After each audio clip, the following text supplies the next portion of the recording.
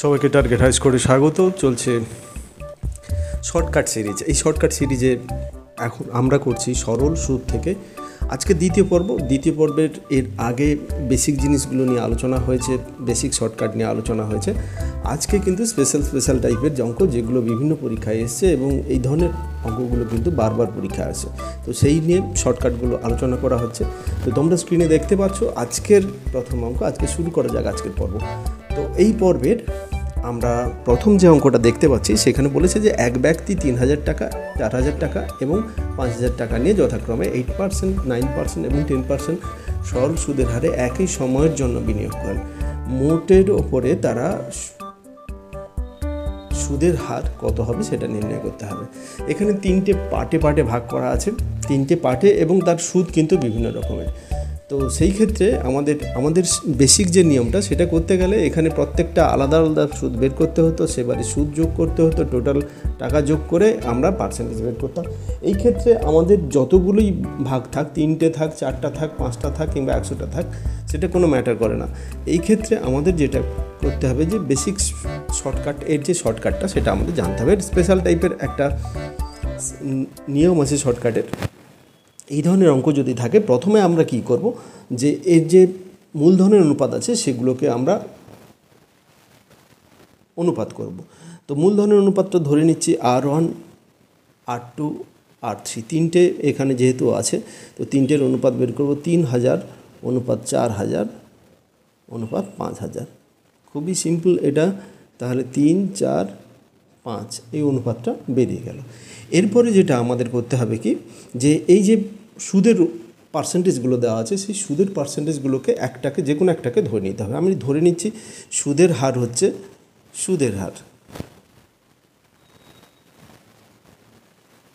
R%। এই R%, এই তিনটের মধ্যে যে কোনো একটা ধরবো। এখানে 9% ধরলাম। আর যদি 9 হয়, এইবারে এখানে আমাদের বের করতে হবে এই সুদের সঙ্গে বাকি সুদের হারের ডিফারেন্সটা। সেটাকে আমরা D1, D2, D1 সমান কত হচ্ছে না R1 মাইনাস R, তাহলে 8 মাইনাস 9, এটা কত হবে, সেটা হচ্ছে 1। আবার D2 হবে কত না 9 মাইনাস 9, সেটা হবে 0। আবার D3 কত হবে না 10 মাইনাস 9 সমান হচ্ছে 1। এইবারে সূত্রটা হচ্ছে কি, যে আমাদের যেটা সুদের হার বের করতে হবে, সুদের হার বের করার সূত্র, সুদের হার। তো এই ক্ষেত্রে সূত্র হবে কত, R plus D1 R1 D2 R2 plus D3 R3 by, যেহেতু তিনটে আছে তাহলে আমরা তিনটে করলাম, R1 plus R2 plus R3। এটাই হচ্ছে সূত্র। তো এখানে যতগুলো থাক কোনো সমস্যা নেই, এটা কিন্তু সিম্পল, বাকি সব সিম্পল ক্যালকুলেশন। এই ক্যালকুলেশনগুলো আমি বোঝানোর জন্য এখানে বোঝাচ্ছি, নাহলে কিন্তু এগুলো মুখে হয়ে যাওয়ার কথা। তো আর এখানে আমরা কত ধরলাম 9, তাহলে 9 প্লাস D1 R1, D1 1, তার সঙ্গে আমরা গুণ করব R1টা এখানে 3, যেটা রেশিও আছে সেটাই আমরা এখানে গুণ করে দেবো। D2 হচ্ছে কত 0, 0-র সঙ্গে যা কিছু বসাই না কেন সে 0 হবে। এখানে 4 আছে, তারপরে 1, এটা -1 ছিল প্রথমটা, তারপরে 1 into 5 by R1 R2 R3, এখানে R1 3 4 5 ক্যালকুলেশন করলাম। 9 প্লাস ওপরে এটা -3 আর এটা 5, তাহলে 2 হচ্ছে, আর নিচে থাকছে কত 9 12, তার মানে 9 প্লাস 1-এর 6। এটাকে যদি ক্যালকুলেশন করি, বা এটা 9 পূর্ণ 1-এর 6 রেখে দিতে পারি, যেহেতু উত্তর এটাই চেয়েছে 9 পূর্ণ 1-এর 6। তো এখানে কিন্তু ক্যালকুলেশনের বিশেষ কিছু নেই, বেসিস আমাদের কিছু বোঝার নেই। এখানে শুধু এই সূত্রটা জানার আছে, এই সূত্রটা মনে রাখলেই হবে। এই সূত্রটার যে ফরম্যাটটা, এটা জানতে হবে যে আমাদের যে টাকাগুলো দেওয়া থাকবে, মূলধন যেগুলো থাকছে সেগুলোর অনুপাত বের করব, সেগুলোকে R1 R2 R3, যদি আরও বেশি দেওয়া থেকে R4 R5 এইভাবে যাবে। আবার সুদের হার যেহেতু আলাদা, সেটা প্রত্যেকটা আলাদা হবে। সেখান থেকে যে কোনো একটা ধরতে পারি আমরা।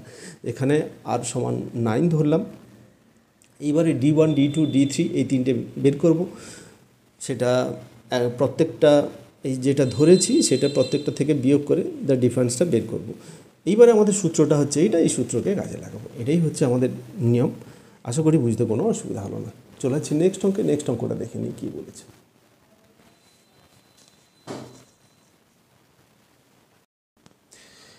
নেক্সট অঙ্ক এখানে বলেছে যে এক ব্যক্তি 2000 টাকা বার্ষিক 4% সরল সুদে একটি ব্যাংকে জমা রাখলেন, অপর ব্যাংকে 3000 টাকা বার্ষিক 14% সরল সুদে জমা রাখলেন, মোটের ওপর কত হারে সুদ হবে। এখানে দুটো জায়গায় দুটো পরিমাণে টাকা জমা রাখা হচ্ছে, তো মোটের উপরে সরল সুদ এক্ষেত্রে আমরা কিভাবে বের করব সেটা এখানে দেখতে হবে। তো এই ক্ষেত্রে যে আমরা শর্টকাট ট্রিক্সটা ব্যবহার করব এটা হচ্ছে কি, একই সময়ে, এখানে সময়টা কিন্তু কোনো সময় দেওয়া নেই, তো একটা নির্দিষ্ট সময় বলা আছে, তো সেইটা সব ক্ষেত্রেই প্রযোজ্য। P1 বার্ষিক R1 সরল সুদে P1 টাকা বার্ষিক R1 সরল সুদে P2 টাকা বার্ষিক R2 সরল সুদে বিনিয়োগ করলে মোটের ওপরে যে আমাদের সুদের হারটা হবে সেটা কত হচ্ছে না, সুদের হার,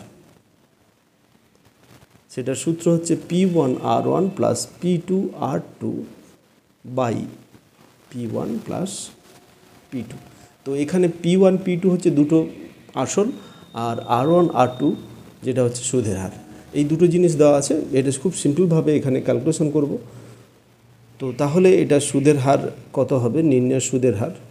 এক্ষেত্রে সুদের হার আমরা পাবো কত, P1 প্রথমে 2000, R1 হচ্ছে 4% 4 প্লাস P2 ক্ষেত্রে 3000, আর R2 হচ্ছে 14% বাই 2000 প্লাস 3000 মূলধনের যোগফল।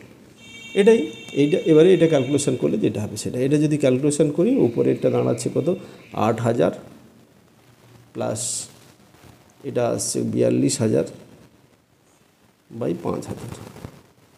তো তাহলে এটা ক্যালকুলেশন করলে আমাদের দাঁড়াবে কত, 50000 বাই 5000, মানে অ্যাকচুয়াল দাঁড়াচ্ছে 10। এই পার্সেন্ট, এটা হবে পার্সেন্ট, যেহেতু সুদের হার বলেছে 10% হচ্ছে সুদের হার। সিট দাগের অপশানটা কারেক্ট অপশান। এবারে নেক্সট অঙ্কে চলে যাই। নেক্সট অঙ্কটা কী বলেছে একবার দেখে নিই। এখানে বলেছে এক ব্যক্তি বার্ষিক 4% সরল সুদে ব্যাংক থেকে কিছু টাকা ধার করেন, 13 বছর পরে যদি মোট সুদ আসলের 480 টাকা কম হয় তবে আসল কত। একবারে ভিন্ন ধরনের অঙ্ক, তো এই ধরনের অঙ্ক কিন্তু পরীক্ষায় বারবার এসছে, খুবই গুরুত্বপূর্ণ অঙ্ক। এইখানে যেটা দেওয়া আছে সুদের হার দেওয়া আছে, সময় দেওয়া আছে, এবং যেখানে দুটো সুদ এবং আসলের ডিফারেন্স দেওয়া আছে 880। তো এই ধরনের অঙ্কের ক্ষেত্রে আমরা যে ডিফারেন্সটাকে যদি এক্স ধরে নিই, এটার শর্টকাটটা আমরা ব্যবহার করব এইভাবে, বার্ষিক R% সরল সুদে, এখানে আসলটা বের করতে হবে, আসল সমান হচ্ছে 100 গুণিতক এক্স বাই 100 মাইনাস 8। এখানে এক্সটা কি না, এক্স এখানে ধরবো আমরা যেটা, সেটা হচ্ছে কত, যে ডিফারেন্সটা, এই যে ডিফারেন্স হচ্ছে 880, এটা হচ্ছে এক্স। আচ্ছা, আর হচ্ছে সুদের হার 4%, আর টি হচ্ছে সময় 13 বছর। আর কিছু নেই, এখানে বসিয়ে ক্যালকুলেশনটা করব। অতএব আসল সমান, এক লাইনে ক্যালকুলেশনে বিশেষ কিছু নেই, বোঝার জন্য যতটুকু, 880 বাই 100 মাইনাস আর হচ্ছে কত, 4 ইন্টু সময় হচ্ছে 3 বছর। তাহলে এইবারে এটাতে ক্যালকুলেশন করব। ক্যালকুলেশন করলে এটা দেখব উপরে আমাদের 100 গুণিতক 880 বাই নিচে যেটা থাকছে 4 3 12, 100 মাইনাস 12 88, 10 কেটে যাবে, তাহলে হচ্ছে 1000। তাহলে 1000 টাকা হচ্ছে আসল। এখানে অপশানগুলোর মধ্যে এর দাগের অপশানটা কারেক্ট অপশান। আশা করি বুঝতে কোনো অসুবিধা হয়নি। 4 দাগের অঙ্ক, এটা বলেছে বার্ষিক 6% সুদে নিতা প্রথম 3 বছরের জন্য, বার্ষিক 9% সুদে পরবর্তী 5 বছরের জন্য এবং বার্ষিক 13% সুদে ওই 8 বছরের পরবর্তী সময়ের জন্য কিছু টাকা ধার নিল। যদি সে 11 বছর পর সুদ বাবদ 8160 টাকা দেয় তবে সে কত টাকা ধার নিয়েছিল। এবারে ধারের পরিমাণটা বের করতে হবে। এখানে সুদ দেওয়া আছে প্রথমে 6% 3 বছরের জন্য, তারপরে 9% 5 বছরের জন্য, এবং বাকি তাহলে মোট কত হচ্ছে 5 আর 3 8, আর 11 বছর ছিল, তাহলে আর 3 বছর হচ্ছে 13% হারে সুদ নিয়েছিল। এইটা হচ্ছে হিসাব ক্যালকুলেশন, এবং বিভিন্ন পার্সেন্টেজ, সুদের পার্সেন্টেজ দেওয়া আছে এবং মোট সুদ কত হয় সেটা দেওয়া আছে। তো এই ক্ষেত্রে আমরা বিশেষ কোনো সূত্র অ্যাপ্লাই করব না, এটাতে ক্যালকুলেশনের ব্যাপার আছে। ক্যালকুলেশনটা আমাদের কিভাবে সহজে শর্টকাটে ক্যালকুলেশন করা যায় সেটা আমরা দেখব। তো এই ক্ষেত্রে আমরা যেটা বের করতে হবে, যে এক্ষেত্রে আমরা দেখব যে 100 টাকায় ধার হলে সুদ কত হয়। তো 100 টাকায় সুদ হয়, যেহেতু পার্সেন্টেজের উপর আছে সেই জন্য আমরা 100-র উপরে ক্যালকুলেশন করব। তাহলে 6 গুণিতক 3, কারণ হচ্ছে এটা পার্সেন্টেজ, এটা বছর সময়, প্লাস 9 গুণিতক 5, ওই একই রকমভাবে। তারপরে বাকি মোট 11 বছর, তাহলে এখানে 8 বছর হয়ে যাচ্ছে, 9 10 11, 3 বছর হচ্ছে কত, 3 বাকি যেটা হচ্ছে 3 বছর, সেটা 13% না, একটু ভুল বললাম, হ্যাঁ, বার্ষিক 13% সুদে 8 বছরের পরবর্তী সময়ের জন্য ব্যবহার করলো, মানে এইটা হচ্ছে বাকি সময়ের জন্য ব্যবহার করছে। তো এইবারে আমাদের এই টাকার পরিমাণ হচ্ছে সুদের টাকার পরিমাণ, এইটা আমরা ক্যালকুলেশন করব। এত টাকা সমান কত দাঁড়াচ্ছে, 6 3 18, 5 9 45, আর 13 3 39। তো এটা ক্যালকুলেশন করব, এটা ক্যালকুলেশন করলে এটা দাঁড়াবে কত, 102 টাকা। 102 টাকা, 100 টাকায় সুদ দিতে হচ্ছে 102 টাকা। এটা ঠিক ঐকিক নিয়মে আমরা করব 8160 টাকায়, তাহলে টাকায় সুদ কত হবে। এই যে যখন সুদ হয়, এত টাকা সুদ হয় যখন আসল কত হবে। তো 102 টাকা সুদ হয়, 100 টাকায় 1 টাকা সুদ হয়, 100/102, 100/102 ইন্টু 8160 টাকায় সুদ হয়, গুণিতক 8160। এটা আমরা ক্যালকুলেশন করব। এটা ক্যালকুলেশন করলে যেটাই হবে সেটাই অ্যান্সার। এখানে যদি আমরা ক্যালকুলেশন করি, উত্তর হবে 8000 টাকা। তাহলে এটাই হবে উত্তর। এখানে বির দাগের অপশানটা কারেক্ট অপশান। আশা করি বুঝতে কোনো অসুবিধা হলো না। এটা বেসিক সূত্র, কিন্তু ক্যালকুলেশনটা কীভাবে শর্টকাটে করা যায় সেটা আমাদের বোঝার দরকার ছিল। চলে যাচ্ছি নেক্সট অঙ্কে। পরের প্রশ্ন 5-এর দাগের প্রশ্ন। এটা বলেছে 1000 টাকাকে দুভাগে এমনভাবে ভাগ করে দেওয়া হলো, এমনভাবে ধার দেওয়া হলো যাতে একটি ভাগের বার্ষিক 10% হারে 5 বছরের সুদ, অন্য ভাগের 5% হারে 10 বছরের সুদ সমান হয়।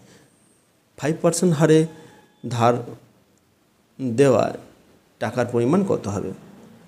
তো এখানে এটা আরআরবি এনটিপিসি 2016-তে পড়েছিল। এই ধরনের অঙ্ক কিন্তু প্রায়শই বিভিন্ন পরীক্ষায় পড়ে থাকে, একটা শুধু পরীক্ষা নয়, বিভিন্ন পরীক্ষায় পড়ে থাকে এই ধরনের অঙ্ক। তো এই অঙ্কগুলো কিন্তু খুব ভালো করে দেখার প্রয়োজন আছে। তো সেই জন্য বলবো প্রথম থেকে শেষ পর্যন্ত ভিডিওটি দেখতে থাকো। আশা করি অনেক অঙ্ক তোমাদের এখান থেকে তোমরা পরীক্ষাতে পেয়ে যাবে। এখানে আমরা বেসিক সূত্র ব্যবহার করব। বেসিক সূত্র কি, আই সমান PRT, I1 এটা PRT1/I2 সমান P2R2T2। এই সূত্রটা আমরা বেসিক সূত্র, এই সূত্রটাকে আমরা ব্যবহার করব। তো দেখে নেওয়া যাক কীভাবে ব্যবহার করা যায়। আমাদের ক্ষেত্রে যে বেসিক সূত্রটা ছিল সেটা হচ্ছে কি, I সমান PRT/100। তো এটা আমরা ক্লাসের বইতেও করেছি, তো এখানেও করেছি, যখন সরল সুদ হয় সেক্ষেত্রেও করেছি। তো এটার ক্ষেত্রে আমাদের যেহেতু দুটোর অনুপাত নেওয়া হচ্ছে, I1 I2, তেমনিভাবে P1 P2, R1 R2 আর T1 T2, যেখানে R1টা হচ্ছে R1 R2 দুটো সুদের হার, P1 P2 দুটো আসল, T1 T2 দুটো সময়। তো সেইখান থেকে আমরা এই সূত্রটা নিয়েছি। তো এখানে আমরা মানগুলো বসাবো, মানগুলো বসালেই উত্তর হয়ে যাবে। তো দেখে নেওয়া যাক এটা কিভাবে করা যায়। তো যেখানে এই ক্ষেত্রে কিন্তু যে I1 আর I2টা দুটোর ক্ষেত্রে যেটা দেখা যাচ্ছে সুদের পরিমাণটা কিন্তু দুটোর ক্ষেত্রে সুদের পরিমাণটা সমান হচ্ছে। তাহলে এই দুটোর অনুপাত, তাহলে দুটোর যদি সমান হয় এই দুটোর অনুপাত 1 হবে। আচ্ছা, P1 আর P2 যেটা আমাদের থাকছে, এইটা যে পরিমাণে টাকা ধার দেওয়া হয়েছিল সেটা আমাদের বের করতে হবে, ওটা আমরা করছি না। বাকি দুটোর মান আমরা বসাচ্ছি। আর ওয়ানটা হচ্ছে এখানে 10% আর 5 বছরের জন্য 10 গুণিতক 5, আর R2টা হচ্ছে 5% 10 বছরের জন্য 5 গুণিতক 10। তো এইবারে এটাকে আমরা ক্যালকুলেশন করব, দুটোর ক্ষেত্রে কাটাকাটি হয়ে যাবে। তাহলে থাকছে কত, এটা থেকে আমরা পাচ্ছি P1 = P2। তার মানে কি এই ক্ষেত্রে আমরা দুটো টাকার পরিমাণ সমান পাবো। মোট ছিল 1000 টাকা, 1000 টাকায় দু জায়গাতে ডিস্ট্রিবিউট করা হয়েছিল। দুটোর পরিমাণ যদি সমান হয় তাহলে প্রত্যেকটাতে 500 500 করে ডিস্ট্রিবিউট করা হয়েছিল। তাহলে এখানে টাকার পরিমাণ হচ্ছে কত, অতএব টাকার পরিমাণ সমান হচ্ছে 1000/2 সমান 500 টাকা। এর দাগের অপশানটা কারেক্ট অপশান। আশা করি বুঝতে কোনো অসুবিধা হলো না, খুবই সিম্পল অঙ্ক। এখানে শুধু এখানে যেটা দেওয়া আছে সেটা ভালো করে বুঝতে হবে। এরপরে চলে যাব নেক্সট অঙ্কে। এরপরে চলে যাচ্ছি 6 দাগের অঙ্ক। বলেছে একজন বিনিয়োগকারী মূলধনের 1/2 অংশ 5%, 1/4 অংশ 10% এবং বাকি অংশ 8% সুদে বিনিয়োগ করেন। যদি 2 বছরের পর তার উপার্জন 2800 টাকা হয় তবে তার মূলধন নির্ণয় করো। সরি, তো এখানে এটা সিম্পল অঙ্ক, এটাতে বিশেষ পার্টিকুলার আমি সূত্র কোনো ব্যবহার করব না। এটাতে ক্যালকুলেশনের ব্যাপার আছে, ক্যালকুলেশন কতটা সিম্পল করা যায়। তো এই ক্ষেত্রে সবই যেহেতু পার্সেন্টেজ আছে, আমরা 100তে ক্যালকুলেশন করব। 100 টাকায় 2 বছরের সুদটা কত হচ্ছে বের করে নেব। তাহলে 100 টাকায় 2 বছরের সুদ কত হচ্ছে, 2 বছরের জন্য 2 গুণ হচ্ছে। এইবারে এখানে হাফ অংশ 5% হারে, তাহলে হাফ গুণিতক 5 মানে 5/2। তারপরে আছে হাফ গুণিতক 10, তার মানে 10/4। আর তারপরে আছে কত না, তারপরে আছে এখানে বলেছে যেটা 8% হারে, কিন্তু যেটা বলা আছে যে 8% হার দেওয়া আছে, কিন্তু এখানে কত অংশ বলা নেই। তাহলে বাকি অংশটা নিতে হবে। এখানে 1/2 অংশ, 1/4 অংশ, আর বাকি থাকলো 1/4 অংশ। তাহলে 1/4 অংশ কীভাবে বের করব, 1 থেকে এই দুটো 1/2 প্লাস 1/4 করে এই দুটো যোগ করে 1 থেকে যদি বিয়োগ করি যেটা পাবো সেটা হচ্ছে 1/4, সেটাই হচ্ছে বাকি অংশ। এই বাকি অংশটা 8% সরলসুদে মানে 8/4 এইটা। তো তাহলে এখানে আমরা পেয়ে গেলাম সুদটা কত হচ্ছে। তো এটা যদি আমি ক্যালকুলেশন করি, ক্যালকুলেশন করলে এটা দাঁড়াবে কত, 14 টাকা। এইবারে আমরা পাচ্ছি কত, যে 100 টাকায় 2 বছরের সুদ 14 টাকা। যদি এখানে যে বলেছে যে 2 বছরে সে উপার্জন করে 2800 টাকা, তো সেক্ষেত্রে আমাদের 2800 টাকা সুদ হলে মূলধন কত হবে। তাহলে নির্ণয় মূলধন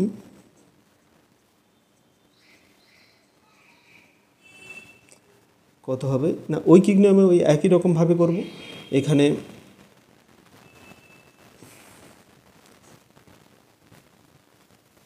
চোদ্দো টাকা হচ্ছে, তাহলে এটা। তো এবারে এটাকে ক্যালকুলেশন করব, 14 2 28, তার মানে 2 0 0 0 0 20,000 টাকা। তাহলে সিট দাগের অপশানটা কারেক্ট অপশান। সিম্পল অঙ্ক, এখানে বিশেষ কিছুই নেই।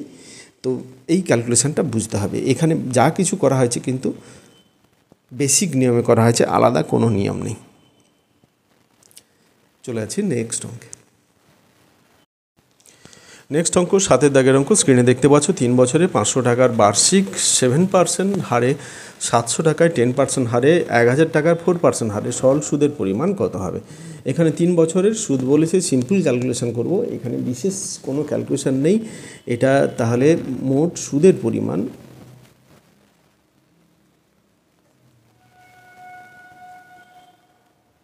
একেবারেই ক্যালকুলেশন হবে 3 গুণিতক 3 বছরের কথা বলেছে 500 টাকা 7% হারে মানে 7/100 প্লাস 700 টাকা 10% হারে 10/100 প্লাস 1000 টাকা 4% হারে 4/100। এটা আমরা ক্যালকুলেশন করব, সিম্পল ক্যালকুলেশন করলে 3 গুণিতক যুক্ত 70 যুক্ত 40, এটা হচ্ছে কত 3 গুণিতক 145 সমান হচ্ছে 435 টাকা। 435 টাকা, এখানে এর দাগের অপশানটা কারেক্ট অপশান। নেক্সট অঙ্কে চলে যাই। নেক্সট অঙ্কটা কী বলেছে একবার দেখুন। বলেছে এক ব্যক্তি 14, 12 এবং 10 বছরের 3 পুত্রকে 25,300 টাকা এমনভাবে ভাগ করে দিলেন যে তার 3 পুত্রের প্রত্যেকে 18 বছর বয়সে সাবালক হলে 5% সরল সুদের হারে সুদ সমেত একই টাকা পাবেন। ওই ব্যক্তির মধ্যম পুত্রকে তিনি কত টাকা দিয়েছিলেন? এখানে আমরা যে সূত্রটা ব্যবহার করবো, একটা স্পেশাল টাইপের সূত্র ব্যবহার করব। এই সূত্রটা হলো কি, একটা নির্দিষ্ট মূলধনকে এমনভাবে এনটি অংশে ভাগ করা হলো যাতে প্রথম অংশ R% হারে T1 বছরের জন্য, দ্বিতীয় অংশ R2 হারে T2 বছরের সবৃদ্ধমূল, সবগুলোর ক্ষেত্রেই সবৃদ্ধিমূল, ও তৃতীয় অংশের R3 হারে T3 বছরের সবৃদ্ধিমূল যেটা ডট করে এনতম অংশের RN% হারে TN বছরের সবৃদ্ধিমূল সমান হয়। মানে এখানে সবৃদ্ধিমূলটা সবের ক্ষেত্রে কিন্তু সমান হচ্ছে। তাহলে এনটি অংশের অনুপাত কত হবে? যেহেতু এখানে একটা জিনিস লক্ষ্য করলে বোঝা যাবে যে এখানে বিভিন্ন বয়সের পুত্রদের বিভিন্নভাবে তাদেরকে টাকা ইনভেস্ট করা হয়েছে এবং একটা সময় তাদের বয়স যখন 18 হবে তারা সমান পরিমাণ টাকা পাবে। তো সেই ক্ষেত্রে এখানে কিন্তু সবৃদ্ধিমূল টাকা এবং সুদটা দুটো মিলে যেটা অংশ হচ্ছে সেটা কিন্তু প্রত্যেকটা ক্ষেত্রে সমান হচ্ছে। এই ধরনের ক্ষেত্রে আমরা যে সূত্রটা ব্যবহার করব, এটা আমাদের বের করতে হবে যেটা, যে এই যে এনটি অংশ, এই অংশের অনুপাতটা আমরা বের করে নেব। এনটি অংশের অনুপাত কি হবে না, অনুপাতটি হবে এই যে এনটি ভাগে ভাগ করা হয়েছিল টাকাটাকে, সেই এনটি অংশের অনুপাত।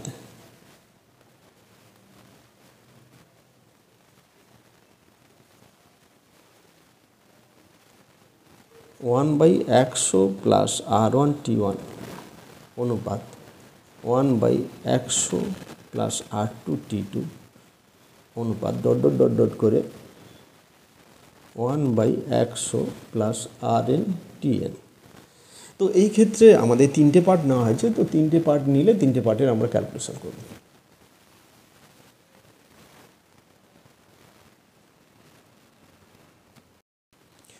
তাহলে এটা আমাদের আসবে কত, তাহলে প্রথম, দ্বিতীয় এবং তৃতীয় অংশের অনুপাত, হ্যাঁ, প্রথম, দ্বিতীয় আর তৃতীয়, এই যে 3টি অংশ হয়েছে, এই 3টি অংশের অনুপাত কত হবে না 1/100 plus 5 into 18 minus 14।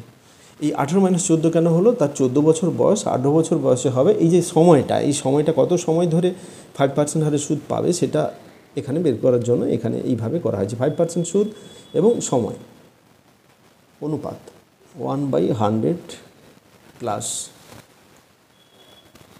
5 into 18 minus 12 অনুপাত 1/100 ইন্টু 100 প্লাস 5 ইন্টু 18 মাইনাস 10। এই 3টে অনুপাত, এই 3টে অনুপাতে ক্যালকুলেশন করলে এটা দাঁড়াবে 1/120, 1/130, 1/140। তো এটাকে যদি আমি ভগ্নাংশ আছে, ভগ্নাংশকে সিম্পল এটা পূর্ণ সংখ্যায় নিয়ে যাব, এই অনুপাতটাকে 91:84:78। সেটা আগে শিখেছি কীভাবে এই ভগ্নাংশ থেকে এই অনুপাতটাকে করা হয়। তো এইবারে এই যে অনুপাতটা পেলাম, তাহলে মাঝের পুত্র কে পাবে? মাঝের পুত্রের অনুপাতটা হচ্ছে এটা। এবার মাঝের পুত্র টোটাল টাকা এখানে যেটা হচ্ছে যে মাঝের পুত্র যেটা পাবে সেটা এই ক্ষেত্রে মোট টাকাটা এইটা, এই টাকা থেকে তার মাঝের পুত্রের অংশটা আমরা বের করে নেব। অতএব মধ্যম পুত্র পায়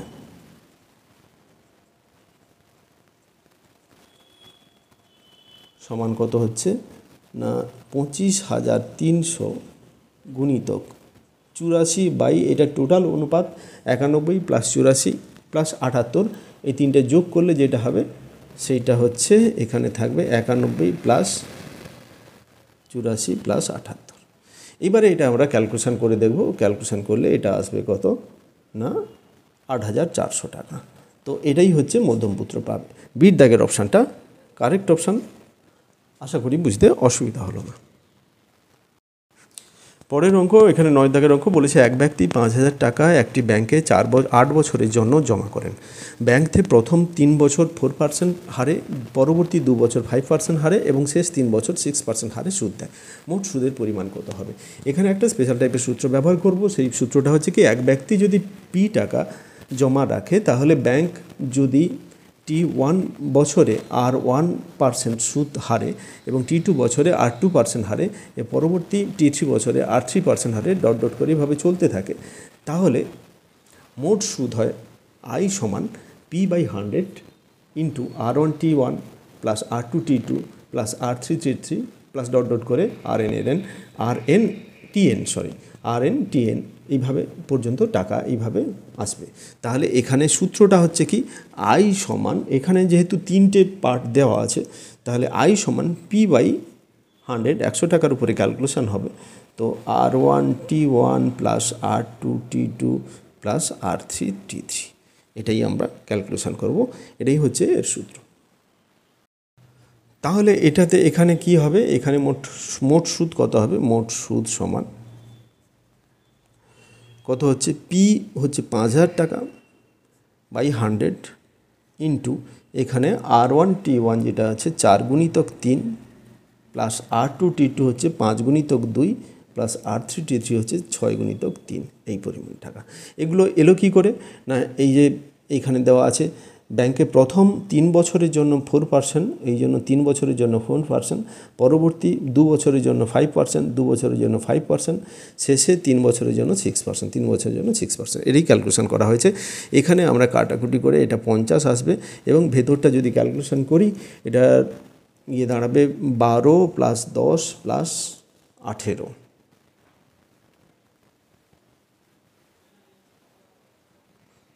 30 থেকে 40, তাহলে 4 5 20, 2,000 টাকা। এটাই হচ্ছে আমাদের এখানে সুদের পরিমাণটা হচ্ছে 2,000 টাকা এখানে। তাহলে এর দাগের অপশানটা কারেক্ট অপশান, আমরা এখানে উত্তর পাবো 2,000 টাকা। 10 দাগের অঙ্ক, এক ব্যক্তি কিছু টাকা ব্যাংকে 6 বছরের জন্য জমা রেখে 720 টাকা সুদ পান। ব্যাংক থেকে প্রথম 2 বছর 5% হারে, 3 বছর 6% হারে, শেষে 8% হারে মোট টাকা জমা রেখেছিলেন কত টাকা? দিলে মোট কত টাকা জমা রেখেছিলেন। আগের অঙ্কের মতোই হবে, এখানে আলাদা কিছুই নেই। তো এখানে যেটা হচ্ছে যে 720 টাকা যেটা সুদ, এখানে সুদটা আগে বের করতে হয়েছিল, এখানে 720 টাকাটা দেওয়া আছে। বাকি সব আমরা এখানে আসল বের করতে হবে, আসলটা পি ধরে নিলাম, ওই আগের সূত্র অনুযায়ী এটা করব। P/100 ছিল সেহেতু এখানে P/100 রাখলাম। বাকি যেটা সুদ এবং সময় সেটা মিলে 2 ইন্টু, এক্ষেত্রে 2 ইন্টু 5 প্লাস 2 বছরের জন্য 5% হারে, তারপরে ওই একই রকমভাবে 3 ইন্টু 6 প্লাস 1 ইন্টু 8, এটা ক্যালকুলেশন করব। এইখানে বাম পাশে P/100 এলো ইন্টু এখানে আসবে কত 10 প্লাস 18 প্লাস 8, তাহলে এটা আমাদের যেটা এসছে এখান থেকে পির মানটা আমরা বের করে নেব। এটা পি ইন্টু 8 8 16 26 36/100। তো এইবারে পিটা যদি আমি ক্যালকুলেশন করি 720 সমান এইটা, তাহলে 720 ইন্টু 100/36, 2 এটা 20 মানে হচ্ছে 2,000 টাকা। তাহলে আসল হচ্ছে 2,000 টাকা। বির দাগের অপশানটা কারেক্ট অপশান। আশা করি বুঝতে কোনো অসুবিধা হয়নি, সূত্র ওই আগের অঙ্কের মতো। 11 দাগের অঙ্ক এখানে বলেছে এ বিকে 1200 টাকা 5 বছরের জন্য, সিকে 1500 টাকা 2 বছরের জন্য ধার দেয়, মোট 900 টাকা সুদ পায়। তো সুদের হার কত, এখানে সুদের পরিমাণটা দেওয়া আছে এবং সময় এবং কত কত টাকা করে ধার দিচ্ছে সেটা লেখা আছে। তো এখানে একটা আমি সূত্র ব্যবহার করবো, এমনি ক্যালকুলেশানে শর্টকাটভাবে ক্যালকুলেশান করা যেতে পারে। এটাকে সূত্র যদি ব্যবহার করি, এখানে যে সূত্রটা ব্যবহার করব সেটা হচ্ছে কি, যে এক ব্যক্তি একই হারে, এখানে সুদের হারটা কিন্তু উভয় ক্ষেত্রে একই হারে P1 টাকা T1 বছরের জন্য, P2 টাকা T2 বছরের জন্য যদি দেয়, তাহলে সেই ক্ষেত্রে মোট সুদ যদি আই হয় তাহলে সুদের হার, এক্ষেত্রে সুদের হার আর সমান হবে কত, 100 গুণিতক আই বাই P1 T1 এখানে সময়টা আছে কিন্তু সুদের হারটা নেই, সেক্ষেত্রে P1 T1 P2 T2 এইটা দুটো যেহেতু দেওয়া আছে, তাহলে এটাকে আমরা ব্যবহার করব। এটাকে ব্যবহার করে খুব সহজেই আমরা উত্তরটা পেয়ে যাব। দেখে নিই এখানে, তাহলে আমাদের যেটা বের করতে হবে, সুদের হার সমান 100 গুণিতক আই, এখানে কত আছে না, আই আছে 900, আই হচ্ছে এখানে সুদের পরিমাণটা। আচ্ছা, তারপরে যেটা আছে P1 T1 হচ্ছে 1200 আর ইন্টু 5 প্লাস 1500 ইন্টু 2, এটাই আমরা ক্যালকুলেশান করব। এটা ক্যালকুলেশান করলে এটা দাঁড়াবে কত, 100 গুণিতক 900 বাই 12 5 60, 6000 আর এটা 3000, দুটো শূন্য কাটলো, একটা শূন্য কাটলো, একটা শূন্য কাটলো। এইবারে এখানে আমরা এটাকে 3 থেকে 9, এটা 100 করলাম, 3 2 6, তাহলে আলটিমেট আমাদের এখানে দাঁড়ালো কত,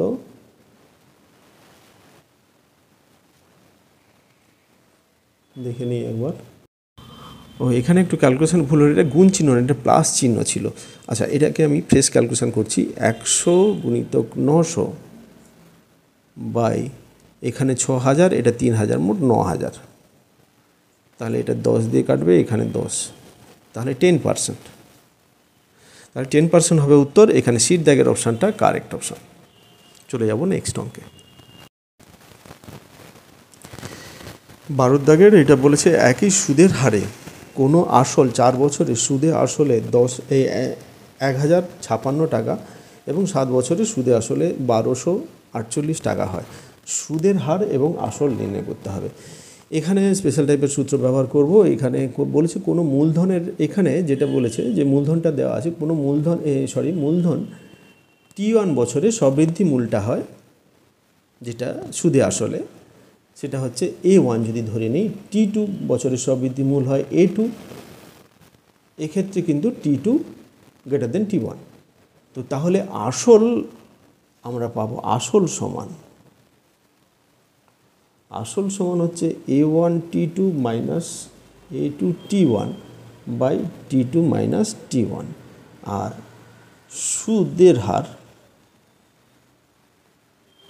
সুদের হার সমান আমরা পাবো 100 গুণিতক A2 minus T1 by A1 T2 minus A2 T1, এইটা পার্সেন্টেজ। তো এই দুটো সূত্র কিন্তু এখানে কাজে লাগবে। তো তাহলে আমরা অঙ্কটা দেখে নেই। এখানে যে ডাটাগুলো দেওয়া আছে সেই ডাটাগুলো অনুযায়ী এই ক্ষেত্রে আমরা দেখতে পাচ্ছি কত, যে 3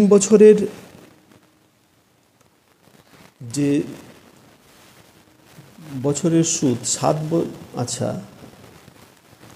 7 বছরের একটা সুদ আসল, কোনো আসল 4 বছরের সুদে আসলে আর 7 বছরের সুদে আসলে যেটা হচ্ছে। তো তাহলে 3 বছরের সুদ কত, সুদে আসলটা তো চেঞ্জ হচ্ছে না, তাহলে এখানে 3 বছরের সুদ আমরা পেয়ে যাব। 3 বছরের সুদ সমান কত হচ্ছে, দুটো সুদে আসল দুটো থেকে যদি বিয়োগ করি 56, 192 টাকা। তাহলে 1 বছরের সুদ হচ্ছে কত? অতএব 1 বছরের সুদ এটা বাই 3, তাহলে 64 টাকা। তাহলে আমরা 4 বছরের সুদ কত পাব? 4 বছরের সুদ আমরা যেটা পাবো সেটা হচ্ছে কত? এটা গুণিতক 4, তার মানে হচ্ছে 256 টাকা। তাহলে 4 বছরের সুদে তাহলে আসল কত হচ্ছে? অতএব আসল সমান পাচ্ছি কত? 1056 মাইনাস 256। তাহলে এখানে 800 টাকা হচ্ছে আমাদের আসল। তো আমরা আসল পেয়ে গেলাম 800 টাকা। এইবারে আমরা খুব সহজে সূত্র অ্যাপ্লাই করে নিতে পারবো। দেখে নিই, সুদের হার সমান আমাদের যেটা চেয়েছে সুদের হার, এবং আসল চেয়েছে, আসল তো পেয়ে গেলাম, অতএব সুদের হার আর সমান যেটা পাচ্ছি এই সূত্রটায় বসাবো। সুদের হার আই গুণিতক 100, এটাতে না ব্যবহার করে অন্য সূত্র ব্যবহার করতে পারি। এটা 100 ইন্টু, যেটা বড় হয়ে যাচ্ছে, এমনি সুদের হারটা এখানে 64 গুণিতক 100 বাই 800 গুণিতক 1। সুদের হার এটা বেসিক সূত্র সাজে, এই সূত্র এখানে অ্যাপ্লাই করছি না, তোমরা এই সূত্র ব্যবহার করে দেখতে পারো। এখানে তো সমস্ত মান দেওয়া আছে, তো এইটা দিয়ে আমরা ক্যালকুলেট 8 8 64 ইকুয়াল টু 8%। তাহলে 8% আর 800 টাকা, এর দাগের অপশানটা কারেক্ট অপশান। এখানে এটা ব্যবহার করলাম না, এটা অপেক্ষাকৃত ছোটো হবে, সেই জন্য এটা ব্যবহার করলাম না। তোমরা এইটা বসিয়ে দেখে নিতে পারো যে আমরা আসল, এই দুটো সূত্র বসিয়ে দেখে নিতে পারো আসল আর সুদের হারটা এখানে পাচ্ছি কিনা। এখানে আমরা কিন্তু ওই সূত্র দিয়ে করছি না, সিম্পল ক্যালকুলেশন করেছি, যেটা বেসিক যে সূত্রটা সেই সূত্রকে কাজে লেগে।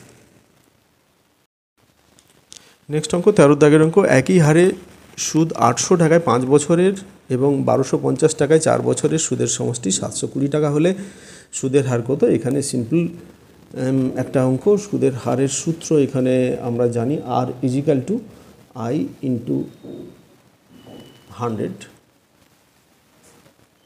By P1 T1 plus P2 T2। এই সূত্রটা ব্যবহার করব এখানে। তাহলে আর সমান 100 গুণিতক 720 বাই 800 গুণিতক 5 প্লাস 1250 গুণিতক 4। তো এটা ক্যালকুলেশন করলে আর দাঁড়ায় 8%। এটাই হচ্ছে আমাদের উত্তর, সির দাগের অপশানটা কারেক্ট অপশান। এরপরে নেক্সট অঙ্কটা দেখে নিই। নেক্সট অঙ্কটা কী বলেছে?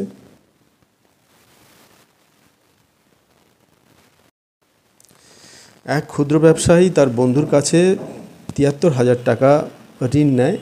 সে সুদসহ মূলধন হিসেবে 73,100 টাকা একদিন পর ফেরত দেয়। বার্ষিক সুদের হার কত হবে?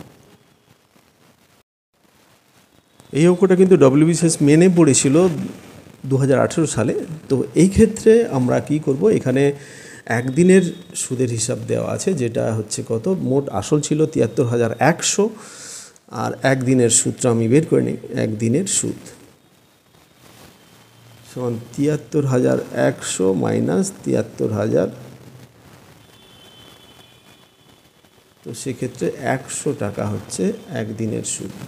তো 100 টাকা যদি একদিনের সুদ হয়, বার্ষিক সুদের পরিমাণ 1 বছরের সুদ বা সুদের হার এটা বলা যেতে পারে।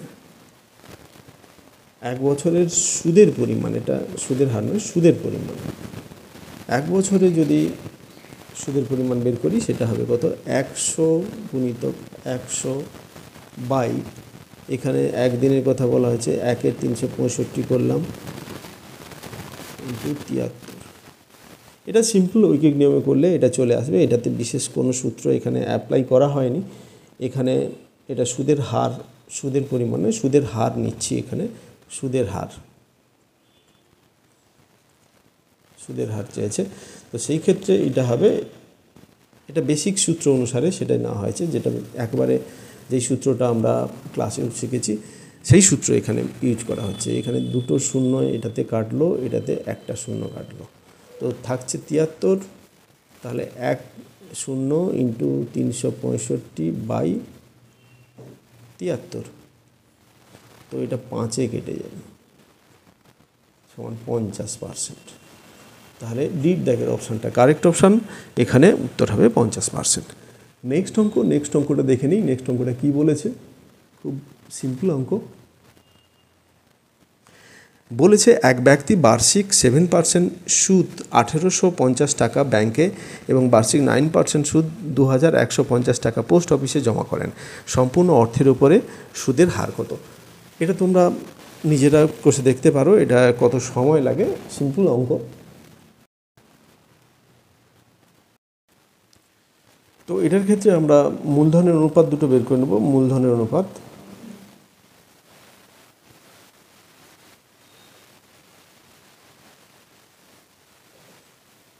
তো সেক্ষেত্রে এখানে মূলধন যেটা দেওয়া আছে 1850 অনুপাত 2150, এটাকে আমরা কাটাকুটি করব। এটাকে যদি কেটে নিই তাহলে আসবে কত, 37 অনুপাত 43। এইবারে যেটা বের করতে হবে যে সম্পূর্ণ অর্থের উপরে মোট সুদের হার।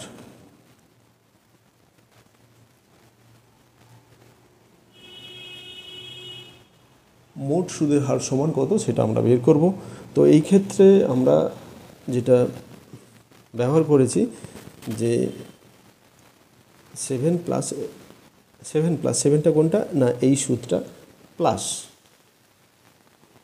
43 × 2/37 + 43% সমান, ক্যালকুলেশন করলে যেটা দাঁড়াবে 7 + 86/80% সমান হচ্ছে কত,